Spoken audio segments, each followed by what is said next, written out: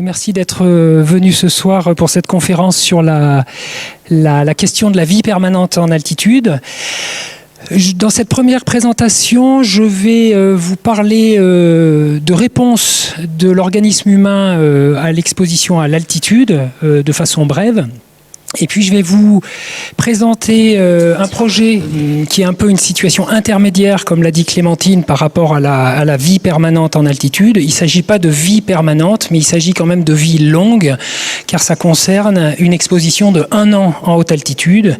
Et comme l'a précisé Clémentine également, c'est dans un contexte tout particulier, celui de l'hivernage en Antarctique.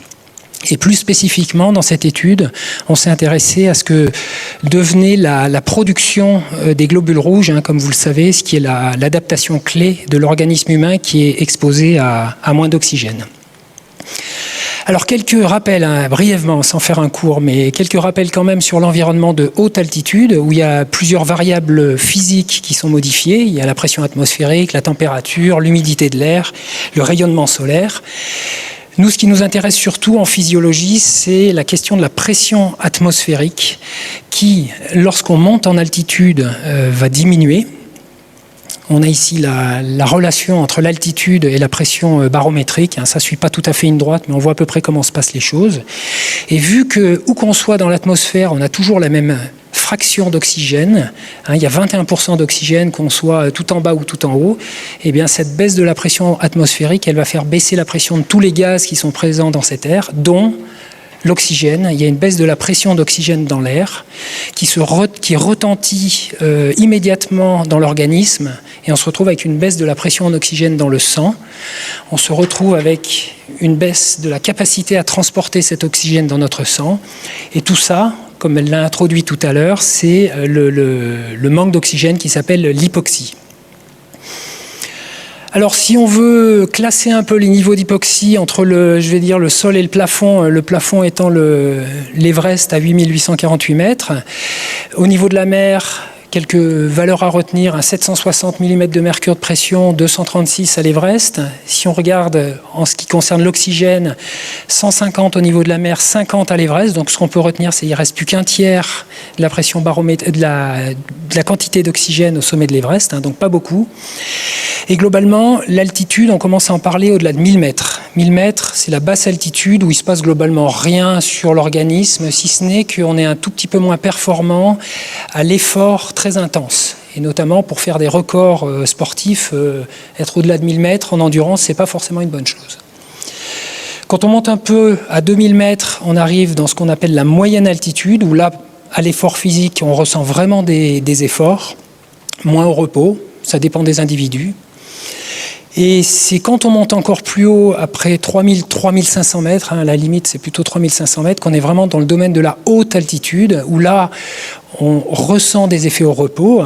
Par exemple, l'aiguille du Midi, même si on est au repos là-haut, on sent qu'il se passe des choses dans notre corps. Et évidemment, à l'exercice, ça va être exacerbé. C'est également là qu'il commence à y avoir des problèmes de pathologie spécifiques à l'altitude.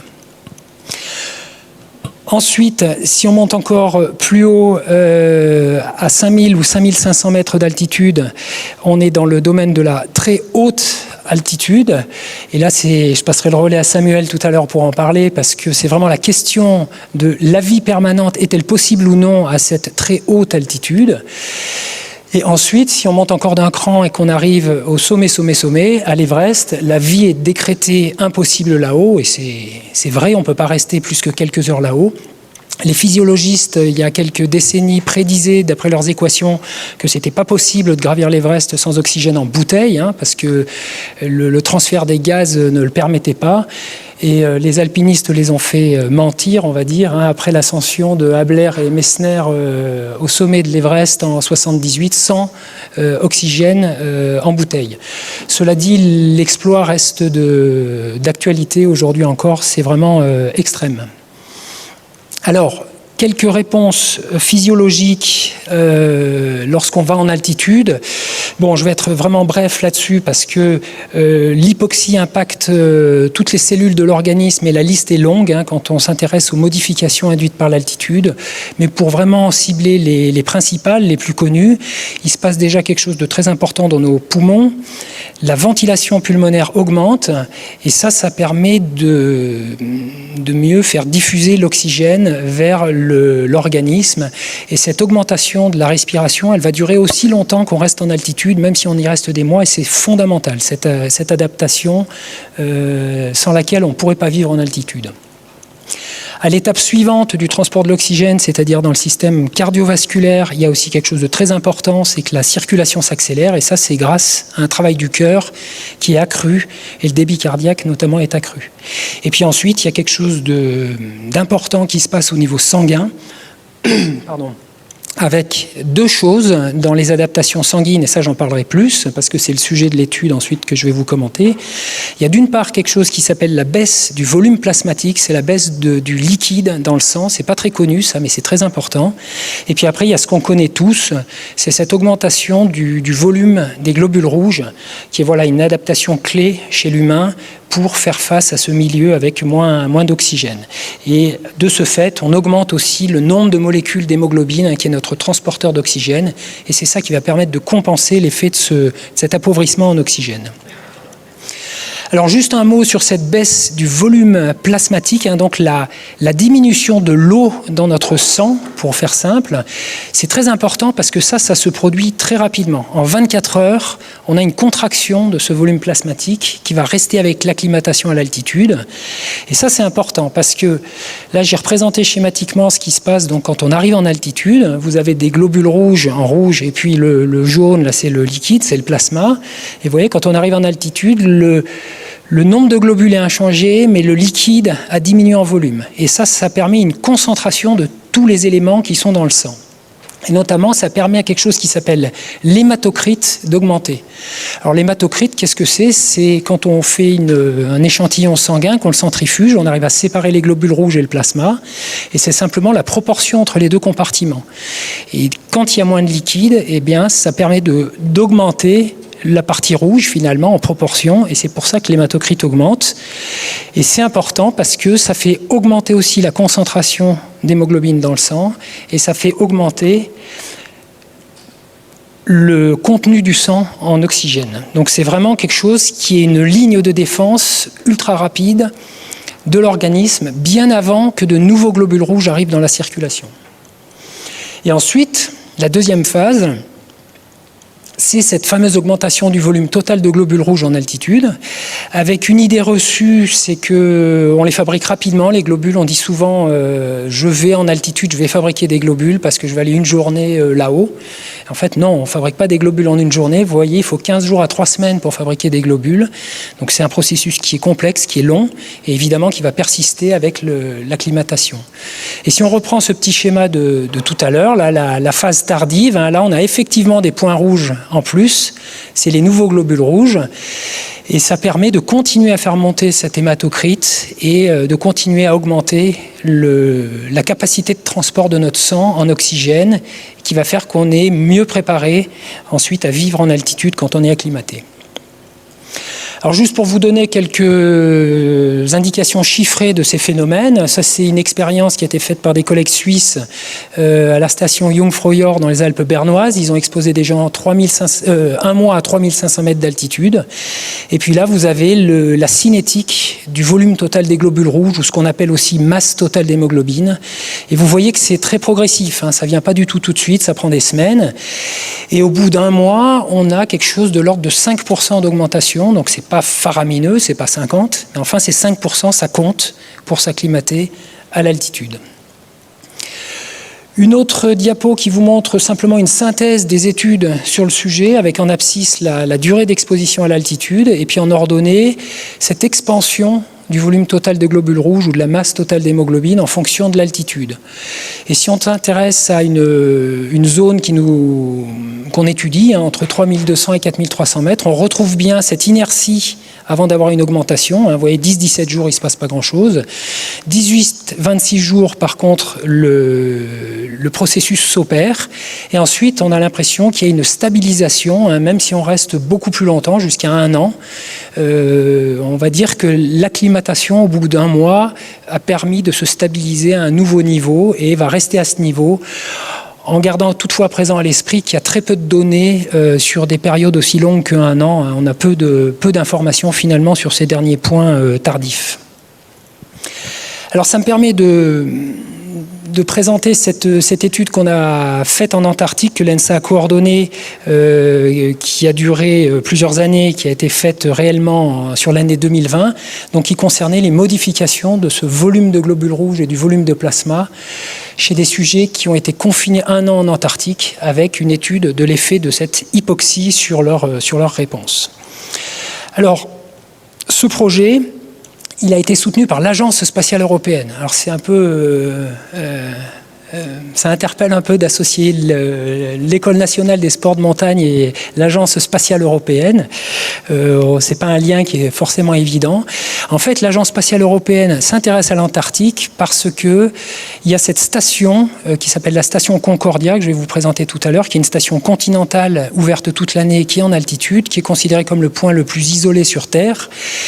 Une station où il y a des conditions qui sont tout à fait extrêmes et qui fait qu'elle est considérée par l'agence spatiale comme un analogue terrestre haute fidélité pour les missions spatiales lointaines, notamment du fait de cet isolement total. Les gens qui séjournent là-bas sont inaccessibles pendant 9 mois consécutifs, absolument impossible d'aller leur rendre visite ou de les évacuer en cas de problème. Et du coup, l'Agence spatiale européenne supporte des projets en recherche biomédicale.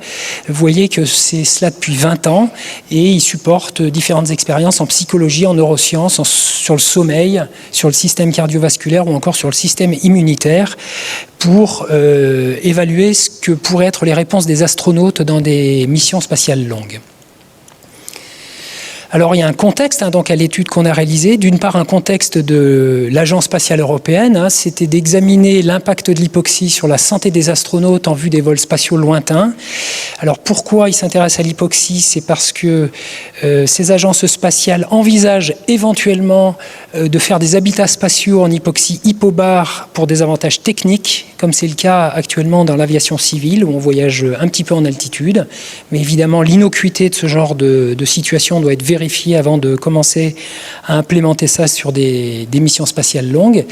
Et puis après, un contexte beaucoup plus physiologique et haute altitude, c'est que, et ça Clémentine l'a dit quelque part, c'est qu'un hivernage d'1 an en haute altitude, c'est un modèle unique et très contrôlé d'exposition à l'hypoxie chronique chez l'individu sain qui est natif et qui réside en basse altitude.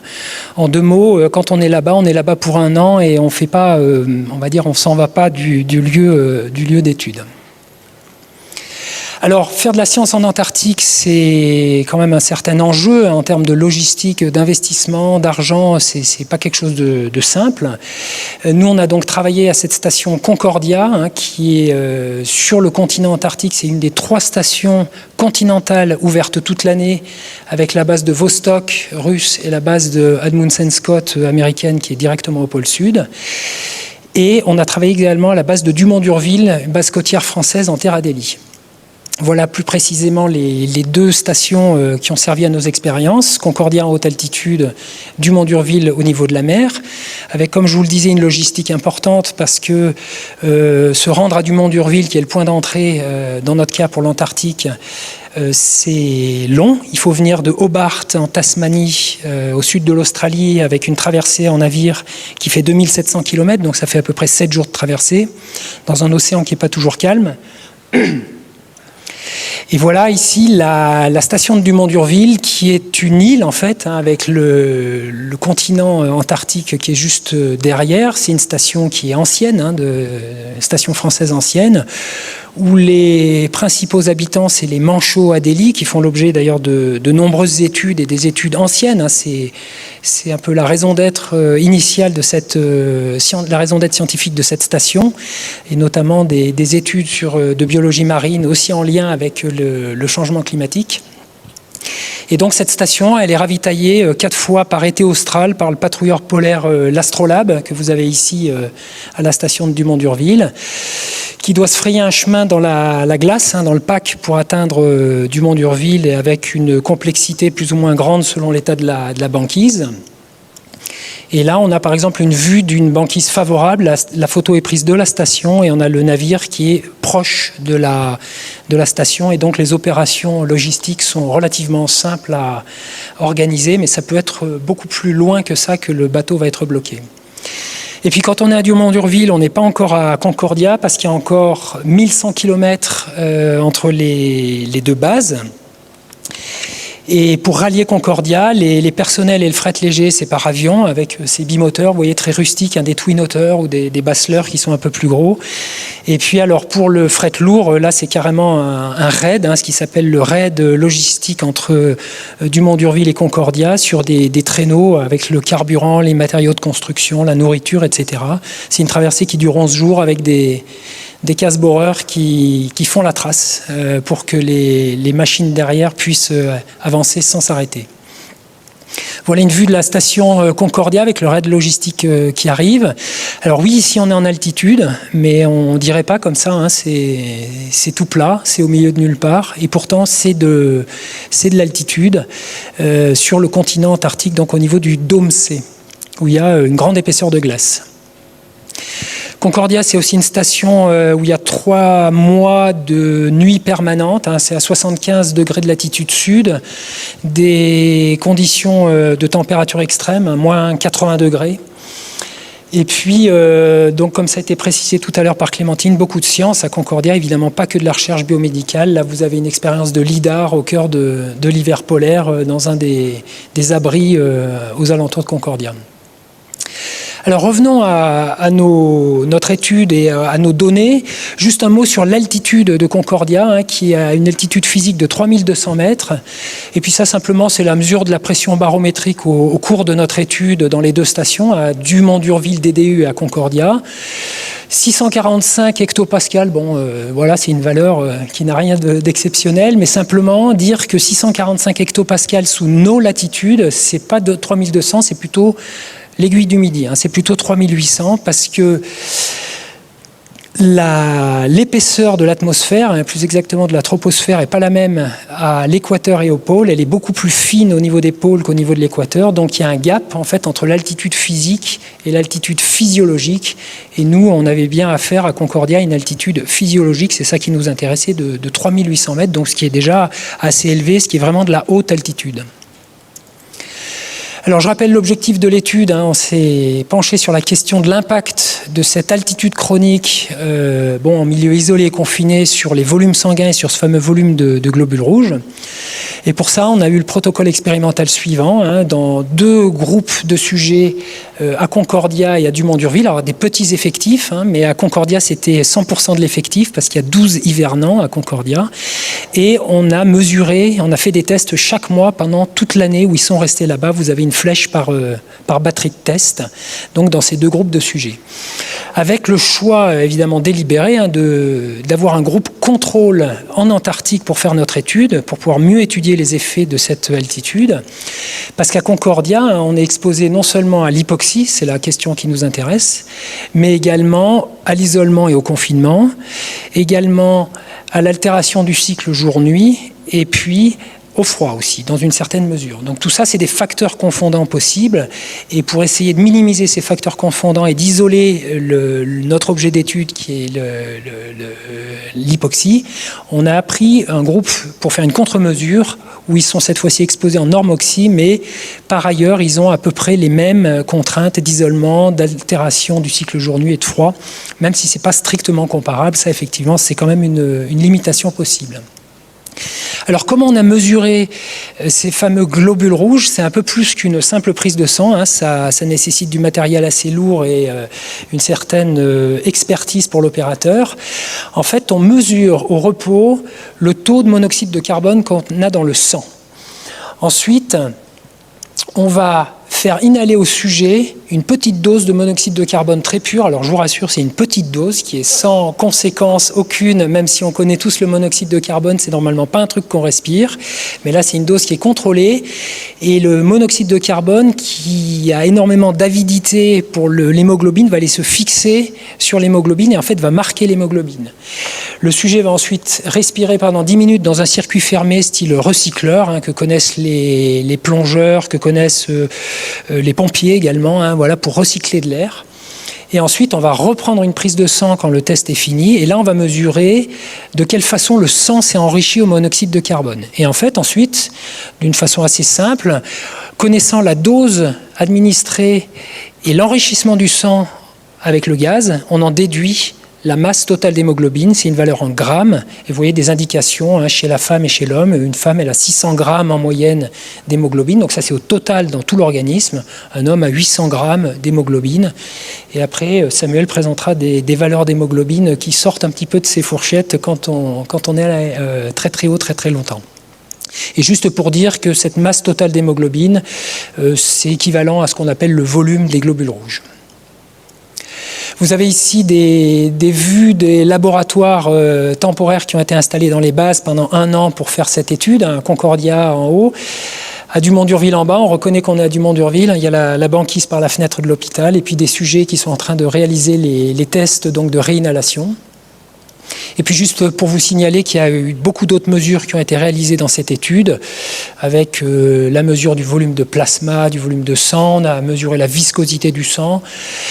On va mesurer de nombreux biomarqueurs de la synthèse des globules rouges et aussi de ce qui se passe au niveau du fer.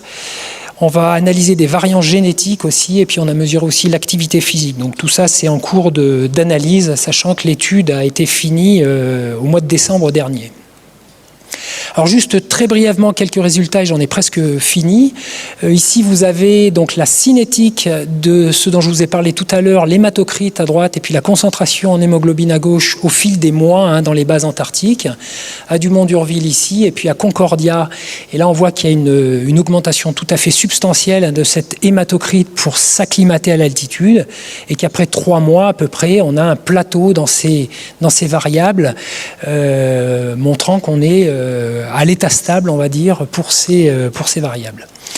Juste une aparté sur l'activité physique qui n'a pas été trouvée globalement changée pendant l'hivernage en altitude et au niveau de la mer. En d'autres mots, l'activité physique des sujets s'est pas effondrée pendant l'hivernage. Ils n'ont pas hiberné comme pourraient hiberner des animaux. Ils ont maintenu une certaine activité physique tout au long de cette année tout à fait exceptionnelle pour eux.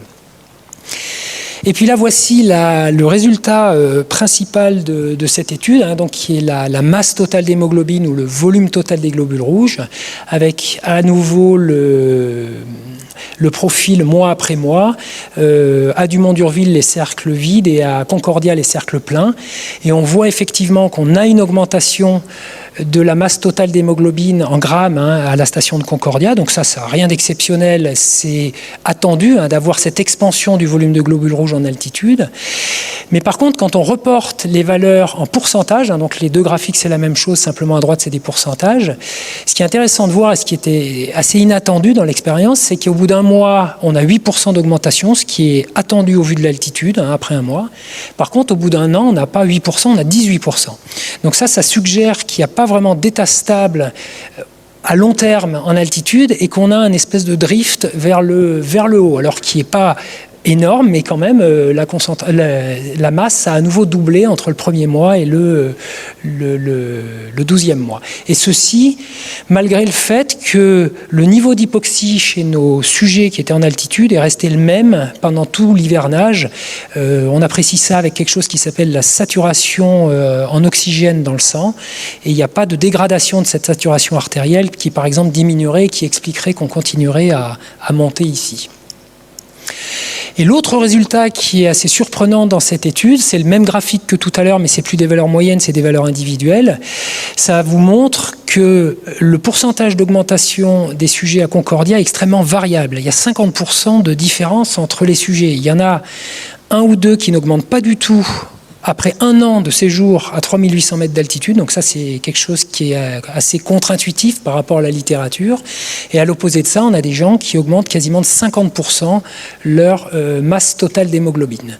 Donc ça aussi, c'est quelque chose qui était inattendu et qui nous a incité à prolonger nos expériences en nous posant la question de savoir s'il n'y aurait pas des facteurs génétiques impliqués dans cette grande variabilité.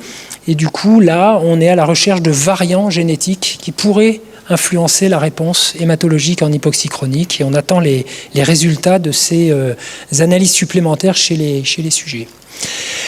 Alors ça pose des questions, évidemment, cette expérience. Ça veut dire, d'une part, quid de cette augmentation du volume de globules rouges? Est-ce que c'est réellement régulé en hypoxie chronique, comme on le dit généralement, après 1 mois, tout est stabilisé à une altitude constante? Nous, il se pourrait que ce ne soit pas exactement ça qu'on montre. Et puis, pourquoi il y a cette grande variabilité? C'est en cours d'analyse.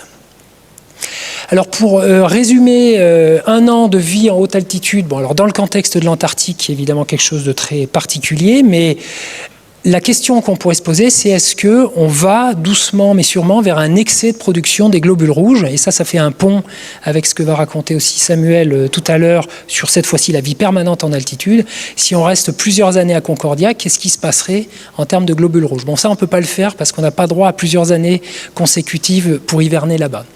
Et puis j'en profite juste pour dire aussi qu'il y a d'autres effets qui ne sont pas forcément positifs de la résidence prolongée en haute altitude. Ça, c'est des données qui ont été obtenues à Concordia également, qui montrent qu'il y a une augmentation progressive de la sensibilité du système immunitaire. Donc ça, c'est pas forcément une bonne chose sur le long terme. Et également, il a été noté des perturbations chroniques du sommeil, c'est-à-dire que même après 1 an là-bas, les personnels se plaignent de vraiment mal dormir. D'ailleurs, Samuel a une étude en cours, la sleep count là-dessus, puis il y a eu déjà des choses de publiées. Donc ça interpelle aussi sur l'exposition à très long terme sur l'altitude. Donc cette étude, elle aura, on espère, des perspectives en médecine aérospatiale sur l'hypoxie et la santé des astronautes.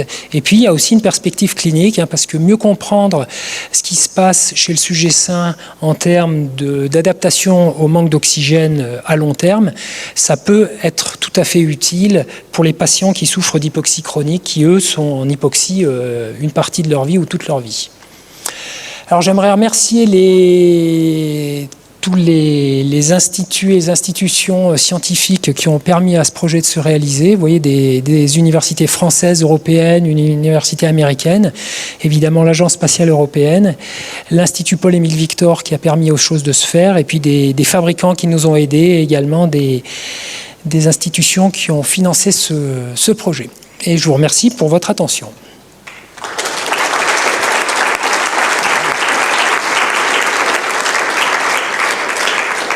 Bonsoir à tous. Donc je prends la suite. Donc je suis Samuel Vergès, Clémentine m'a présenté, merci pour la présentation.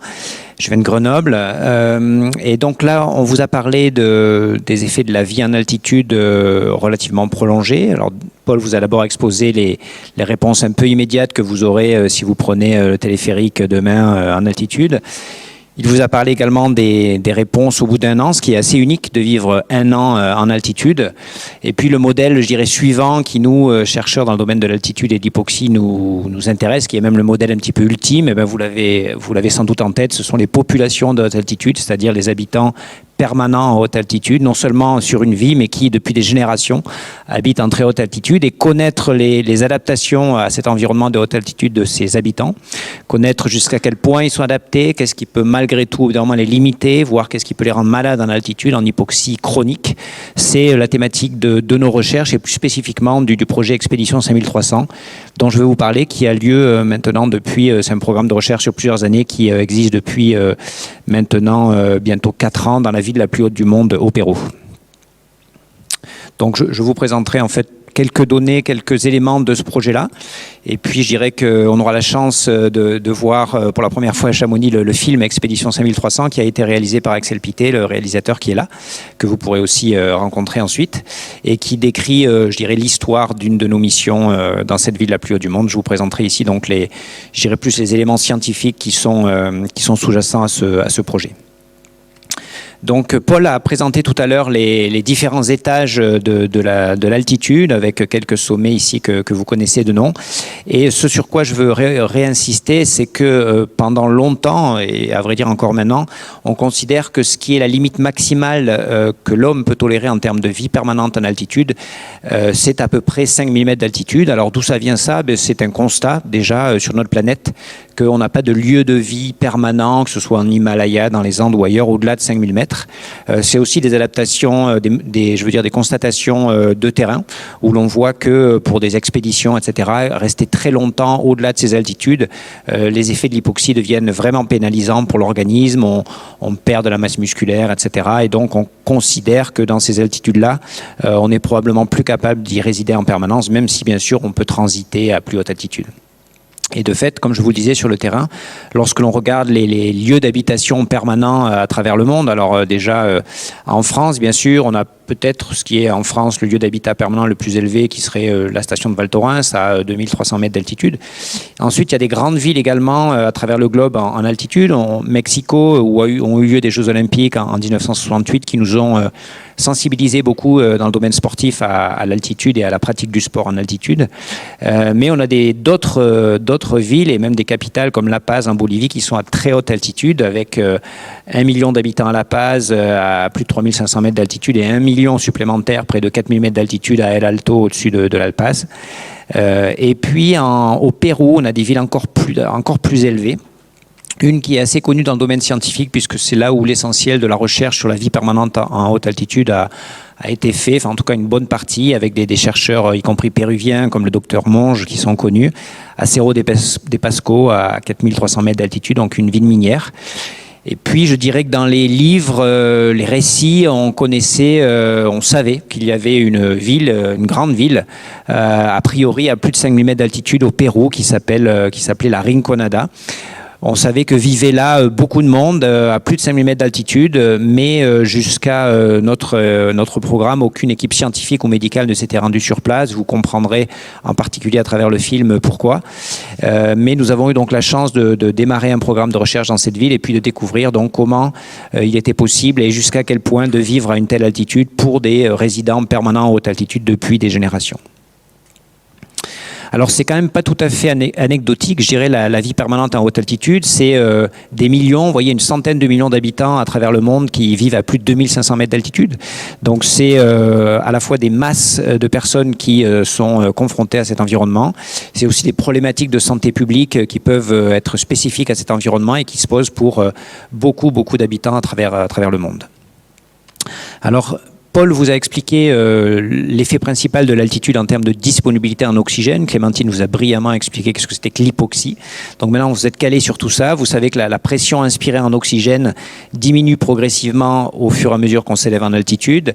Vous savez aussi que la pression d'oxygène au niveau des alvéoles ou disons du sang artériel va diminuer au fur et à mesure que l'on s'élève en altitude. Là, ce soir, on est là à peu près à 1000 mètres d'altitude. Donc déjà, on a un petit peu perdu, nous qui arrivons de Grenoble, en termes d'oxygénation du sang et de l'air respiré.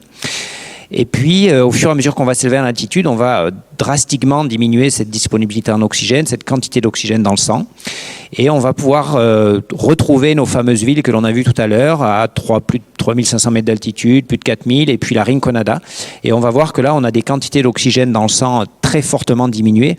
Et en fait, ce qui est montré par ce trait en pointillé ici, c'est la quantité d'oxygène mesurée dans le sang, qui est le seuil bas, le plafond bas, qu'utilise un pneumologue, par exemple, pour un malade respiratoire, pour lui prescrire de l'oxygène supplémentaire. Donc ces petites lunettes qu'on met pour donner de l'oxygène à un patient, on lui donne lorsque un malade respiratoire a une quantité d'oxygène qui passe en gros sous les 55 mm de mercure de pression au niveau artériel. Parce qu'on considère que ce degré de manque d'oxygène, d'hypoxie pour un patient à Grenoble ou ici à Chamonix va être trop délétère pour la santé. Et ce qui est fascinant pour nous, chercheurs dans ce domaine-là, c'est que, on a tout simplement des centaines de milliers d'habitants dans des villes comme Cerro de Pasco et la Rinconada qui vivent en permanence avec des niveaux d'oxygénation que nous considérons comme pathologiques. Et ils y vivent bien sûr sans oxygène supplémentaire. Et donc la question qui se pose, et encore une fois qui est assez fascinante pour nous, c'est de savoir comment ces hommes et ces femmes-là et ces enfants-là sont capables de vivre avec si peu d'oxygène sans a priori trop d'effets délétères sur leur santé.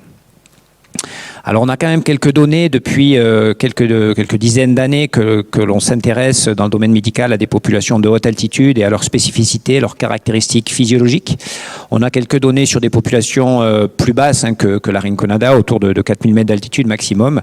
On sait donc bien sûr que c'est des populations qui vivent en permanence avec une quantité d'oxygène dans le sang diminuée.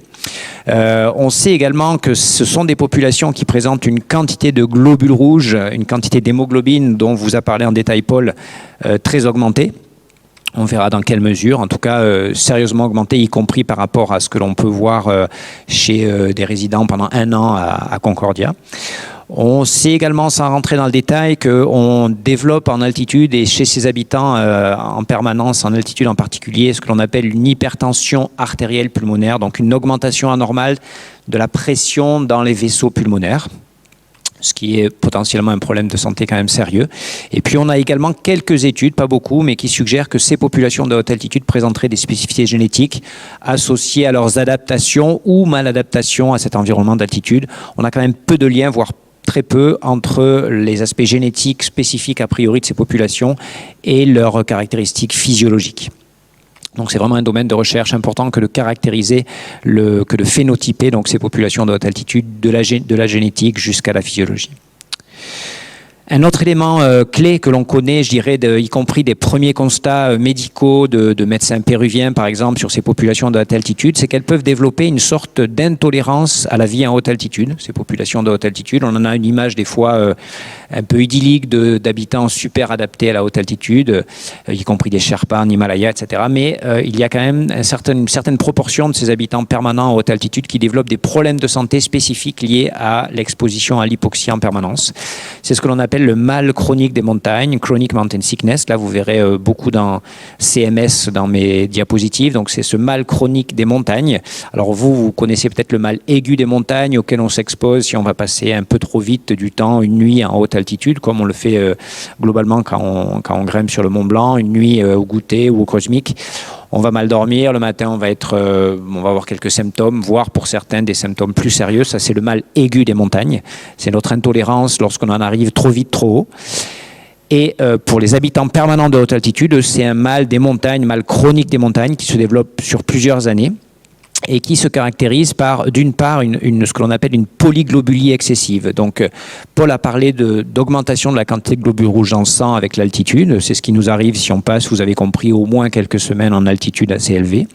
Eux, ils y passent des années. Ils vont développer donc beaucoup de globules rouges. Vous avez vu les 15-18% d'augmentation de la quantité de globules rouges, de la masse d'hémoglobine à Concordia au bout d'1 an. Eux, ils y passent toute une vie et ils y ont passé en fait des générations. Et donc, on va voir que cette quantité de globules rouges, elle peut augmenter de façon même démesurée chez certains habitants de ces territoires de haute altitude, de façon démesurée, c'est-à-dire qu'on va avoir une polyglobulie excessive, une quantité de globules rouges trop importante dans le sang qui va en particulier rendre ce sang hyper visqueux, trop visqueux. Donc le mal chronique des montagnes, c'est une production exagérée de globules rouges qui rend probablement le sang trop visqueux et qui s'associe à des symptômes qui peuvent ressembler en partie à notre mal aigu des montagnes, de l'essoufflement anormal, des perturbations du sommeil et puis des aspects plus spécifiques de microcirculation, des aspects de cyanose, des paresthésies et puis des aspects plus neurologiques, des mal de tête, etc., des acouphènes. Donc c'est, voyez, ce que l'on appelle un syndrome, c'est-à-dire c'est un ensemble de symptômes et de signes cliniques qui permettent de caractériser ce fameux mal chronique des montagnes dont souffrent à peu près 5 à 20% des populations de haute altitude, au-delà de 2500 mètres d'altitude. Donc c'est en cela un vrai problème de santé publique, peu traité malheureusement. Par contre, on a peu d'informations encore dans la littérature scientifique sur les mécanismes sous-jacents. Pourquoi certains et pas d'autres de ces habitants de haute altitude ont ce mal chronique des montagnes? Et puis que deviennent ces habitants de haute altitude qui présentent ce mal chronique des montagnes? Est-ce qu'ils développent des complications sérieuses? Est-ce qu'ils peuvent en mourir plus ou moins directement? Et enfin, un dernier point fascinant, Paul a parlé tout à l'heure dans ses dernières diapositives, vous l'avez vu, des différences interindividuelles entre les 12 hivernants à Concordia, qui pour certains développaient beaucoup de globules rouges en 1 an, d'autres qui en développaient très peu. Donc on voit qu'on a dans le domaine des réponses à l'hypoxie, parmi nous tous ce soir, une grosse hétérogénéité. Si on monte tous ensemble demain au cosmique et qu'on va dormir au cosmique, certains vont se réveiller en ayant bien dormi en pleine forme et d'autres vont se réveiller avec un gros mal de tête.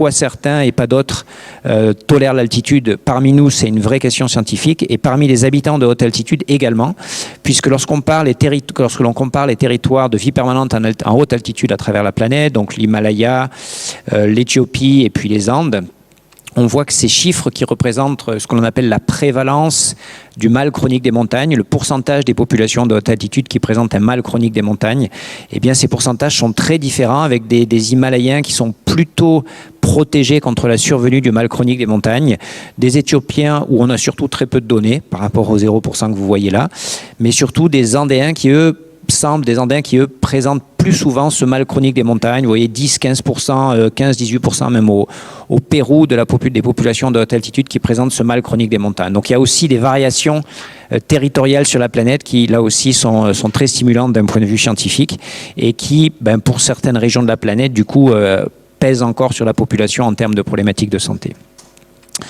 Du coup, nous avons développé ce programme Expédition 5300 dans cette ville la plus haute du monde, la Rinconada. Vous verrez, je ne vais pas en rajouter, mais vous verrez à travers le film que c'est vraiment un lieu exceptionnel, très spécial. On a pu accéder à cette ville avec des relations que l'on a pu développer. Et je me rappelle que le docteur Ivan Anco, un docteur péruvien qui, durant ses études sur l'altiplano au Pérou, est régulièrement monté à la Rinconada pour prodiguer des soins gratuitement à la population, à ces 50 000 habitants de la Rinconada qui n'ont tout simplement aucun centre médical. Donc ce docteur Ivan Anco s'est familiarisé, à rencontrer cette population de mineurs, puisqu'il s'agit d'une mine d'or. Et puis à la fin de ses études, il a cherché à rencontrer au niveau international une équipe qui lui permettrait de l'aider à mieux comprendre les problématiques de santé de ces habitants de haute altitude. Et il s'est rapproché de notre équipe. On l'a donc, comme je disais, amené ici à l'ENSA à une époque. Et puis il a prolongé ses études en master, en thèse dans mon équipe à Grenoble. Et c'est donc grâce à lui que l'on a pu avoir une relation, de confiance avec ces mineurs de haute altitude et développer ce programme de recherche, la Rinconada. Voilà quelques images, mais vous en verrez des animés bien plus belles. Notre questionnement, puisque ici je vais vous parler du questionnement scientifique, c'est quels sont les effets de l'hypoxie chronique sur l'organisme humain, donc c'est-à-dire une exposition permanente à moins d'oxygène, beaucoup moins d'oxygène, c'est moitié moins d'oxygène dans l'air ambiant à la Rinconada qu'en plaine. C'est la vie avec moitié moins d'oxygène à plus de 5000 mètres d'altitude. Quelles sont les adaptations que ces habitants ont développées pour vivre avec moitié moins d'oxygène, mais aussi quelles sont les problématiques de santé spécifiques que ces populations de haute altitude dans la Rinconada peuvent avoir en termes de polyglobulie excessive, ce dont je vous ai parlé. Pourquoi certains dans quelle mesure développent trop de globules rouges au point d'avoir un sang trop visqueux. Pourquoi certains ont ces problèmes de mal chronique des montagnes et les symptômes dont je vous ai parlé. Et puis également, pourquoi certains développent une hypertension artérielle pulmonaire. Donc ça, c'est notre questionnement.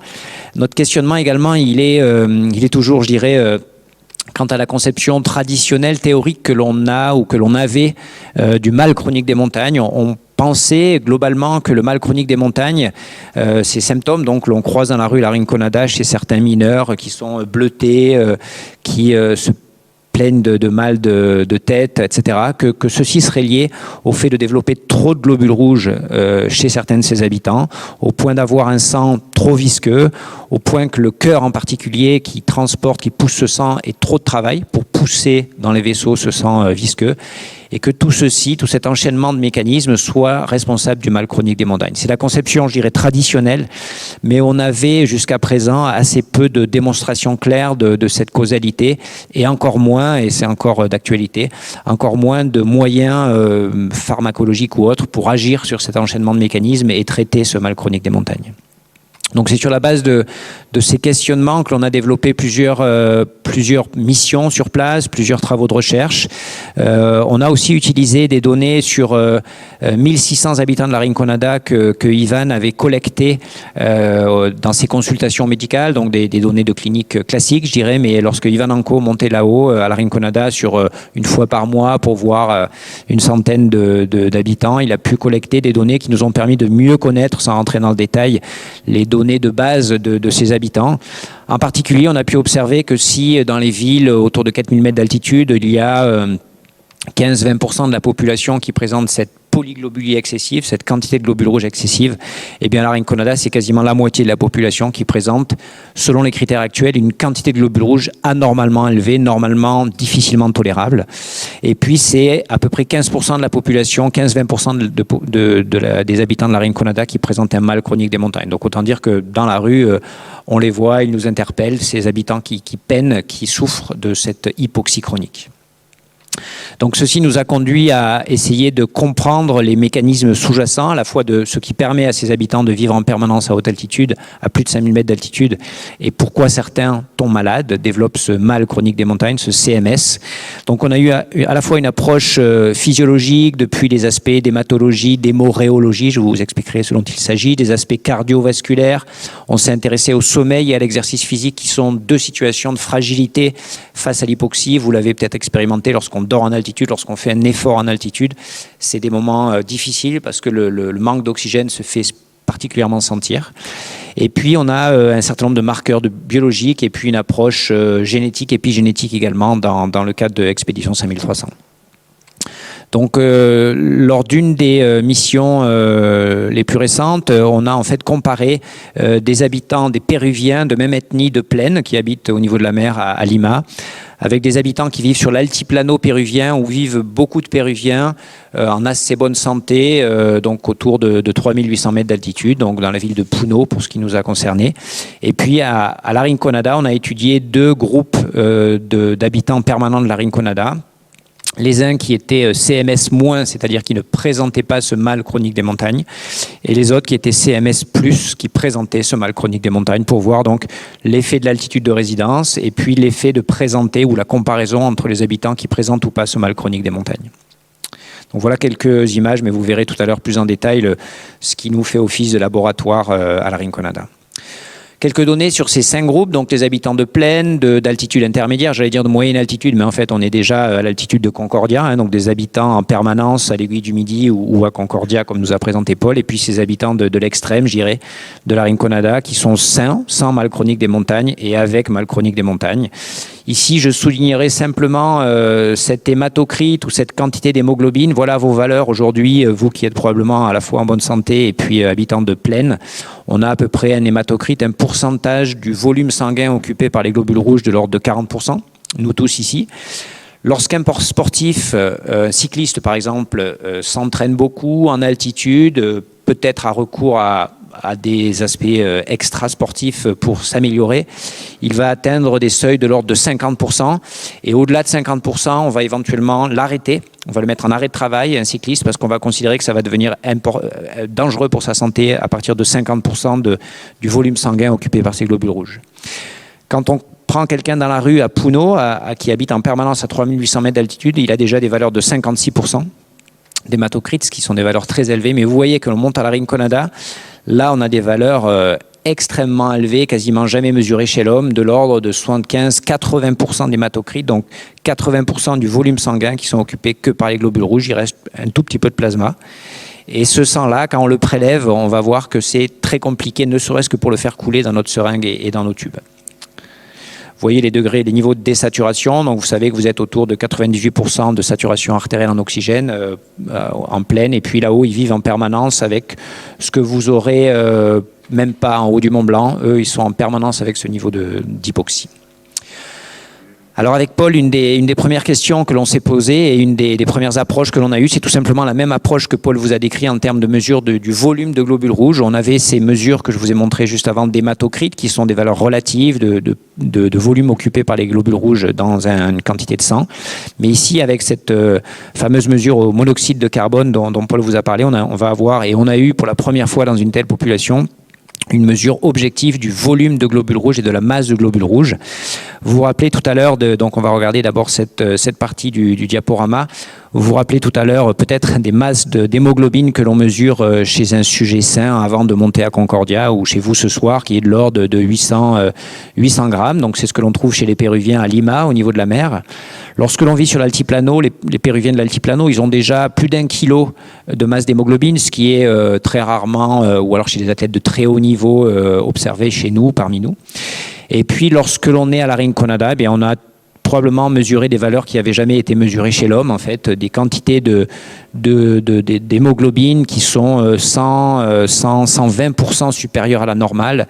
Rappelez-vous, Paul vous parlait de 18% d'augmentation de l'hémoglobine après 1 an à Concordia. Ici, on a tout simplement 120% d'augmentation après une vie et des générations de vie à plus de 4000 mètres, 5000 mètres d'altitude. Donc des masses d'hémoglobine énormes. Et des volumes sanguins, du coup, vous savez qu'on a 5-6 litres de sang, là, nous tous, chacun qui sommes dans cette salle, et bien eux, là-haut, ils ont 8-10 litres de sang. Donc c'est une quantité de sang et une quantité de globules rouges qui sont véritablement exceptionnelles, sans que l'on ait trouvé là vraiment de différence entre ceux qui présentaient un mal chronique des montagnes et ceux qui n'en présentaient pas, ce qui questionne donc le mécanisme sous-jacent du mal chronique des montagnes, puisque à la Rinconada, ceux qui présentaient ce mal chronique des montagnes n'avaient pas plus de globules rouges que les autres. On a également, avec une telle quantité de globules rouges, et encore une fois, lorsque l'on prélève ces habitants de la Rinconada, c'est toujours un moment pénible pour tout le monde, pour eux, pour nous, parce que ça dure très longtemps, tout simplement parce qu'il n'y a rien qui coule spontanément. Donc il faut vraiment des grosses aiguilles, des gros tubes. Il faut attendre longtemps, repiquer, parce que le sang ne coule pas du tout dans nos ustensiles qui sont pourtant faits pour prélever. Donc la question, c'est comment ce sang peut arriver à couler tout simplement dans les vaisseaux de ces habitants.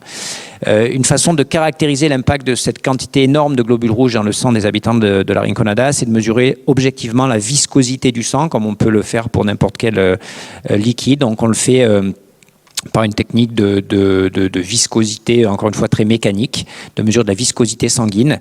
On a ici la viscosité du sang chez les habitants de Lima, au niveau de la mer. Sur l'altiplano, on a déjà une petite augmentation de la viscosité. On le voit quand on les prélève à 3800 mètres d'altitude, comme Paul va l'observer après 1 an de résidence à Concordia. On a un peu plus de globules rouges, donc le sang, c'est des éléments lourds. Donc le sang est un peu plus visqueux.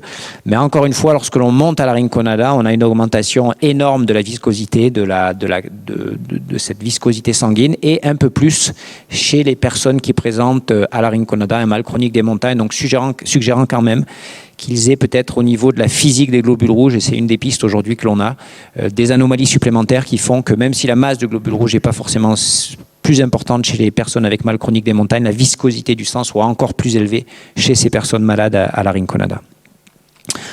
Sans rentrer dans des détails de physiologie cardiovasculaire trop compliqués, on s'est quand même posé la question de savoir cette masse énorme de globules rouges, cette viscosité sanguine accrue, comment les vaisseaux, donc les conduits, je dirais, qui font circuler ce sang, se sont adaptés pour que quand même ce sang puisse circuler à travers le corps, jusqu'aux muscles, jusqu'au cerveau, etc.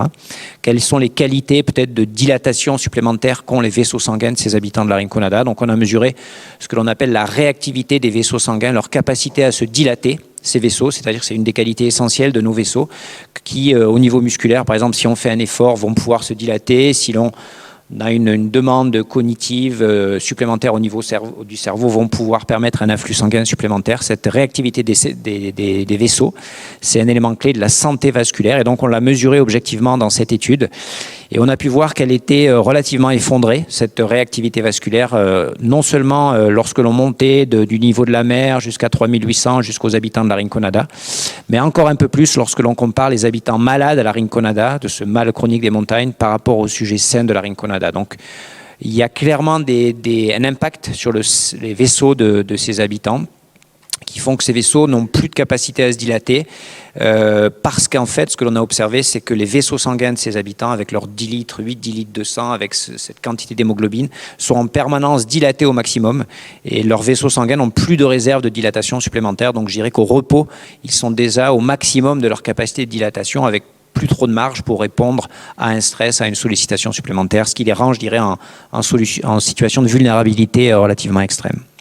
Et puis la question ensuite, c'est toute cette quantité de sang, ces vaisseaux dilatés, ce sang très visqueux, notre cœur qui permet malgré tout de bouger cette masse sanguine, dans quel état il est chez les habitants de la Rinconada. Donc vous avez ici Stéphane Doutrelot, le cardiologue de notre équipe, qui réalise une échocardiographie chez un mineur à 5300 mètres d'altitude.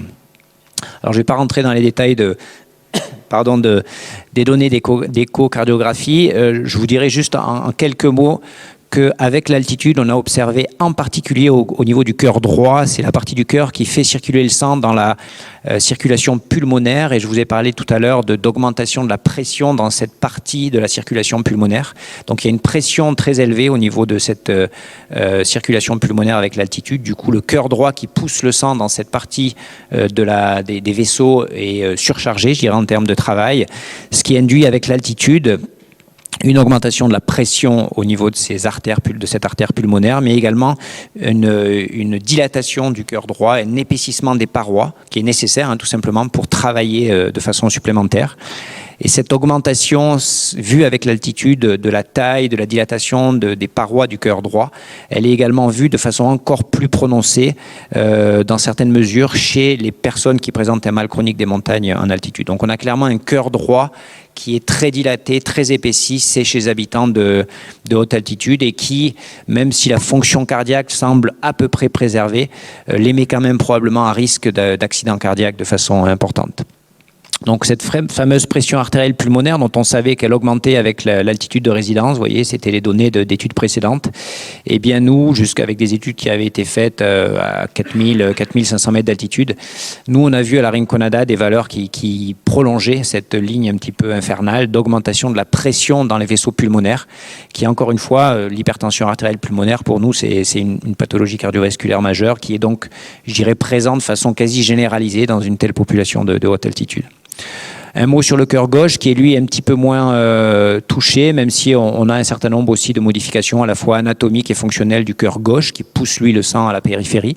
En fait, il faut noter que lorsque l'on prend une pression artérielle au bras comme systémique, comme vous le faites régulièrement chez votre médecin généraliste, on se dit à la Rinconada, bon, vu que toutes les valeurs sortent des normes, qu'est-ce qu'on va trouver là-haut? Eh bien en fait, ils ont des pressions artérielles systémiques totalement normales. Du coup, le cœur gauche, lui, travaille contre des pressions normales, tout simplement parce que malgré leur volume sanguin très important, malgré cette quantité de globules rouges très importante, ils ont des vaisseaux hyper dilatés, ils sont ce que l'on appelle vasoplégiques, donc ils arrivent à garder une pression quand même artérielle au niveau systémique normal, et donc le cœur gauche s'en sort un peu mieux que le cœur droit. Pour finir, avant de vous présenter donc, le film Expédition 5300, un mot sur le sommeil. Je vous ai dit tout à l'heure que c'était une situation de vulnérabilité pour nous qui allons passer une nuit en altitude, mais aussi pour ses habitants. Et on a pu voir de fait que à la Rinconada, les patients qui présentent un mal chronique des montagnes ont des nuits plus sévèrement hypoxiques, c'est-à-dire qu'on a tendance tous, lorsque l'on dort en altitude par rapport à la tisane, au refuge, pendant la nuit, on perd encore en oxygénation.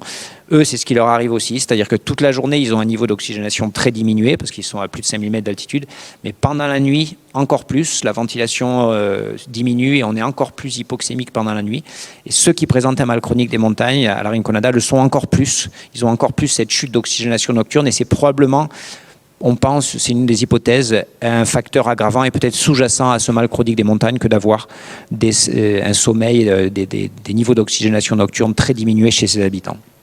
Et puis, là aussi, une forêt de nombres, c'est pour décorer la diapositive que je vous ai mis ça, mais on a pu également mettre en évidence, sans rentrer dans les détails, un statut inflammatoire, c'est-à-dire un niveau d'inflammation permanent chez ces habitants de la Rinconada, encore un peu plus sévère chez les habitants qui présentent un mal chronique des montagnes, qui montrent vraiment des organismes en souffrance, clairement, du fait de l'hypoxie, du fait d'un stress oxydant également présent, et qui sont probablement sous-jacents, ces phénomènes d'inflammation, de stress oxydant, aux anomalies vasculaires, cardiovasculaires que l'on a pu observer. Et puis on a une approche, ça fait maintenant bientôt 3-4 ans que l'on a démarré ce programme, on a une approche que l'on appelle d'omics, c'est-à-dire d'évaluation du génome, et puis d'autres étapes, je dirais, qui nous conduisent des gènes, de l'ADN jusqu'à notre phénotype, c'est-à-dire l'expression physiologique de nos caractéristiques génétiques et puis de nos capacités justement à s'adapter à l'environnement. On a actuellement des données en cours d'analyse d'un point de vue génomique, épigénétique, métabolomique, qui devront aussi nous permettre d'avoir toute la chaîne des mécanismes sous-jacents à ce qui rend un peu possible la vie permanente à plus de 5000 mètres d'altitude, mais pas toujours en bonne santé. Juste un dernier mot pour vous dire que ces travaux font partie d'une chaire, la chaire montagne et altitude santé que je porte à la Fondation de l'Université Grenoble-Alpes, qui s'intéresse à la haute altitude avec le projet Expédition 5300, mais également à la moyenne altitude avec les effets de la vie permanente dans un environnement de moyenne altitude où là, le manque d'oxygène est bien moins sévère que la rinconada, mais il est probablement ici à Chamonix significatif sur la santé aussi. En tout cas, c'est ce que l'on étudie. Et puis, on étudie en particulier aussi avec Paul d'autres aspects liés à l'altitude qui seraient de simuler les caractéristiques de l'altitude, de pouvoir s'exposer à moins d'oxygène, pas trop sévère, juste assez pour nous stimuler l'organisme lorsque l'on vit en plaine. C'est ce que les athlètes font depuis longtemps avec l'entraînement dans des chambres hypoxiques dont vous avez entendu parler. Mais on a donc des protocoles de recherche, nous au sein du CHU Grenoble, de traitement de patients par l'hypoxie. Donc là, vous vous dites, ils viennent nous raconter que l'hypoxie, ça pouvait être dangereux et on veut traiter les patients. Mais en fait, c'est un effet de dose qui va faire que l'on est du versant du poison ou pas. Et lorsque l'on utilise l'hypoxie modérée, c'est plutôt un stimulus bénéfique pour la santé, y compris chez les patients. C'est ce que l'on réalise actuellement comme essai clinique, je dirais. Si l'on reste dans des doses d'hypoxie plutôt équivalentes à la moyenne altitude que l'on peut simuler en laboratoire et non pas de très haute altitude. Un mot pour remercier tous ceux qui, en tout cas une grande partie de tous ceux qui contribuent au programme Expédition 5300, que ce soit en France ou en Europe ou en Amérique. Et puis, vous proposer de suivre, si vous le voulez, Expédition 5300 sur son site internet, sur les réseaux. Et puis, nous donner la possibilité maintenant de voir le film Expédition 5300. Merci à tous.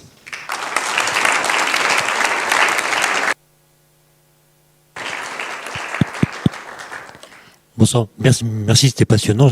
J'avais deux questions à chacun d'entre vous. La première, c'est pour les gens qui sont restés à Concordia pendant un an, est-ce qu'on sait au bout de combien de temps ils perdent l'excès d'hémoglobine que vous avez mesuré?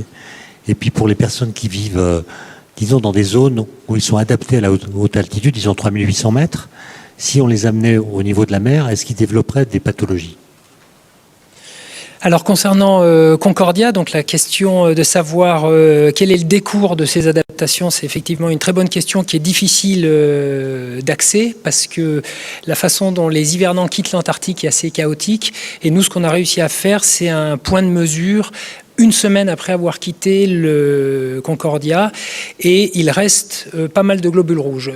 On a encore, sur ces 18%, on a encore à peu près 10% qui restent, ce qui veut dire que ça va quand même prendre quelques semaines, parce qu'à plus basse altitude, je dirais qu'en 15 jours c'est fini, même pas en 10-12 jours c'est fini, on retourne au niveau de base, parce qu'a priori, il y a une théorie qui voudrait que les globules rouges nouvellement formés se fassent grignoter préférentiellement par un phénomène physiologique, ce qui est bien dommage d'ailleurs parce qu'on les garde pas longtemps, moins longtemps que ce qu'on devrait les garder. Ça s'appelle la néocytolyse. Et voilà. Mais en tout cas, une semaine après, il reste un excédent substantiel de globules rouges. Et après, on ne sait pas parce qu'on n'a pas de mesure, on n'a pas pu les faire. Oui, en fait, ce qu'il faut comprendre, c'est que nos globules rouges, ils sont en perpétuel renouvellement. Et on en produit beaucoup lorsque le stimulus est présent, lorsque l'hypoxie est là. Donc si on reste en altitude, on va garder beaucoup de globules rouges. Et lorsqu'on va descendre de Concordia, on va en produire moins parce qu'il y aura plus ce stimulus de l'hypoxie. Et pour les habitants permanents de haute altitude, eh bien le mécanisme reste le même. C'est-à-dire que lorsqu'on les redescend, ils sont plus exposés à ce stimulus de l'hypoxie, donc ils vont arrêter de produire des globules rouges supplémentaires et ils vont retrouver des valeurs très proches des nôtres. Non seulement ils vont pas être malades, ils développent pas de pathologie spécifique, mais ils vont retrouver une physiologie, au moins sur cet aspect de la masse de globules rouges, de la quantité de globules rouges proche de la nôtre. Voilà. Oui, bonjour. Deux questions. La première, pour ces gens qui habitent dans ces hautes altitudes, quand ils se passent, ils se coupent, vu la dilatation relativement importante de leur vaisseau, l'hémorragie, comment est-elle circonscrite? Première question. Deuxième question, que fait l'hème dans ces circonstances? Alors, donc c'est des aspects de coagulation qui nous intéressent, qu'on n'a pas encore complètement... pour moi, le problème principal en cas de coupure, ça va être la coagulation plus que la dilatation des vaisseaux, en fait. Et donc, le sang va être particulièrement visqueux, vous avez compris, donc on ne va pas avoir une fluidité qui va faire que l'afflux de sang va être important, ça c'est une première chose. Mais la coagulation, c'est des mécanismes spécifiques dont on a montré qu'ils étaient quand même perturbés chez ces habitants-là. Du coup, ça pose des questions en cas de blessure, mais aussi en termes de risque de thrombose. Donc c'est vraiment des aspects d'hématologie qui sont dans tous les cas profondément modifiés. En termes de LEM dont vous parlez également, c'est des éléments de physique des globules rouges qui sont probablement modifiés. Donc notre prochaine mission doit justement se pencher plus spécifiquement sur la physique des globules rouges. Parce que probablement à la fois pour être capable de faire circuler autant de globules rouges, probablement que les caractéristiques physiques des globules rouges, de leurs globules rouges, ne sont pas exactement les mêmes que nous. À la fois pour permettre la circulation, mais peut-être qu'il y a aussi des modifications qui sont délétères de ces globules rouges et qui font que certains souffrent de ce mal chronique des montagnes. Donc au niveau hématologique, c'est un modèle, entre guillemets, une condition vraiment exceptionnelle que l'on défriche encore. Il y a quelques années, il y a une étude suisse qui semblait montrer qu'en moyenne altitude, l'espérance de vie était a priori un petit peu supérieure au niveau de la mer. Et surtout, elle démontrait que ce phénomène était le plus fort si les gens étaient nés en moyenne altitude. Est-ce que vous avez comparé les gens natifs de la très haute altitude avec des gens qui seraient arrivés, qui auraient passé 10, 15 ans à cet endroit-là ? Merci pour cette question. Alors c'est vrai que j'ai présenté les travaux de notre chaire qui s'intéresse à la moyenne altitude et à la vie en moyenne altitude dans les Alpes. Donc nous on travaille non pas en Suisse mais sur des populations similaires en Isère, en Savoie, avec des populations importantes qui sont nées et qui vivent entre 1000 et 1500 mètres d'altitude. Et c'est vrai que c'est une des motivations de nos travaux, c'est certains travaux suisses où ils ont une masse de population vivant en moyenne altitude ou en plaine, dont ils ont pu comparer l'espérance de vie, le risque de développer des accidents cardiovasculaires, cérébrovasculaires, des AVC, etc. Et où ils ont pu montrer des données assez convaincantes montrant que le risque de mourir d'un AVC, le risque de mourir d'un accident cardiaque pour des habitants de 1000-1500 mètres était moindre que lorsque l'on était en plaine. Mais là, on parle donc d'altitudes qui n'ont rien à voir finalement par rapport à ce dont je parlais au Pérou, puisque notre altitude intermédiaire, elle était à 3800 mètres d'altitude. Donc là... Donc il y a plusieurs questions. C'est que 3800 mètres d'altitude, c'est quand même probablement supérieur en termes de bénéfices, supérieur à ce que l'on peut attendre en termes de bénéfices d'altitude autour de 1000-1500 mètres. On a probablement franchi le seuil de ce qui est bon pour la santé. Le deuxième point, c'est que dans un pays comme le Pérou, je suis sûr que vous y pensez pour beaucoup, c'est que les modes de vie sont très différents si on est au bord de la mer, à la capitale, à Lima, ou si on est à la Rinconada ou à 3800 mètres. Donc lorsque l'on parle d'espérance de vie, qui est clairement diminuée, même si on n'a aucune donnée exacte à la Rinconada, est-ce que c'est l'hypoxie ou est-ce que c'est le mode de vie, c'est différent. Par contre, dans les Alpes, par contre, c'est plus facilement contrôlable. C'est-à-dire que les travaux qu'on mène en Isère, nous, par exemple, c'est qu'on perd des lieux de vie où des gens sont nés et vivent en permanence en termes autour de 1000-1500 mètres d'altitude. On les perd d'un point de vue du niveau de revenu, du niveau socio-économique, etc., avec des villages, donc souvent de plaine, pour pouvoir comparer, toutes choses égales par ailleurs, le fait de vivre en permanence avec un petit peu moins d'oxygène, quoi. Mais c'est assez fascinant quand même d'imaginer que si on sait que notre environnement, la pollution, c'est ce qu'on appelle l'exposome, donc l'exposition à des facteurs extérieurs à notre organisme qui peuvent influencer sur la santé. On parle des perturbateurs endocriniens, on parle de la pollution atmosphérique, etc. Mais qu'il y a aussi des facteurs environnementaux comme l'altitude modérée qui peuvent agir sur notre santé parce qu'on y est exposé en permanence. Et là, pour le coup, qui pourraient agir positivement sur notre santé si on vit en permanence autour de 1000-1500 mètres d'altitude. Et justement, je rebondis sur la question de monsieur. J'en ai une pour tous les deux, parce que j'imagine qu'ils ne sont pas les mêmes. On a entendu beaucoup les désavantages à cette vie en haute altitude.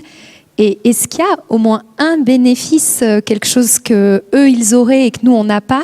Donc pour Paul à Concordia, qui est quelque chose de positif qui soit développé dans des organismes exposés modérément, on va dire, enfin temporairement à cette haute altitude. Et pour toi, Samuel, est-ce que dans tout ce marasme, il y a quelque chose quand même de positif qu'ils auraient et qu'on n'aurait pas?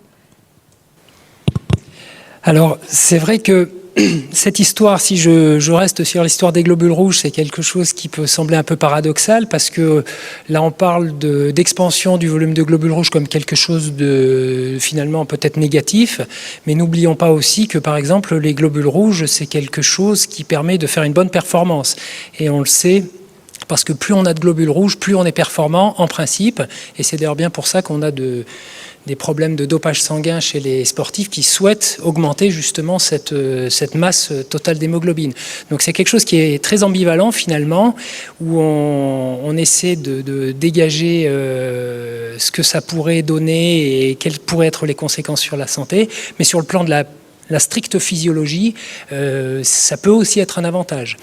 Et sans empiéter trop sur la partie de Samuel, sur le plan sportif aussi, les natifs de haute altitude sont plus performants en altitude avec leur excès de globules rouges, peut-être pas la Rinconada, mais sur des villes moins élevées, que des natifs du niveau de la mer en sport. Tu as peut-être des retours là-dessus Alors, peut-être pour être de façon provocante un peu, je répondrais que les habitants de la Rinconada, pour vivre en altitude, ils ont tout de mieux que nous.